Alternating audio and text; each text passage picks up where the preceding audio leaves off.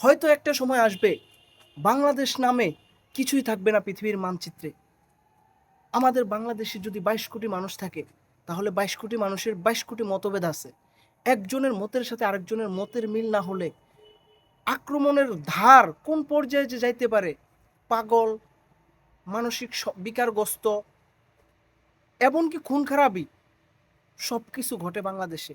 আর যে জাতের মধ্যে অন্তত একটা কথায় 50% মানুষের মতের মিল হয় না, 22 কোটি মানুষের 22 কোটি মতভেদ, কেউ কারো মতের সাথে একাত্মতা পোষণ করে না, সেই জাতির ভবিষ্যৎ আমার কাছে মনে হয় যে ভালো না।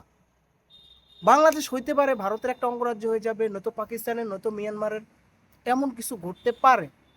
এমন অনেক নজির আছে যেখানে হচ্ছে অনেক জাতি আছে যারা হচ্ছে নিজেরা নিজেরা গৃহযুদ্ধ করে ধ্বংস হয়ে গেছে। আর বাংলাদেশে মতের যে অমিল যেই পরিমাণের হইতে পারে, একটা সম্ভাবনার কথা বলতেছি আর কি। যাই হোক, আশা করব যুগ যুগ ধরে বাংলাদেশ নামে একটা ভূখণ্ড পৃথিবীর মানচিত্রে থেকে যাবে, আমি থাকি বা না থাকি।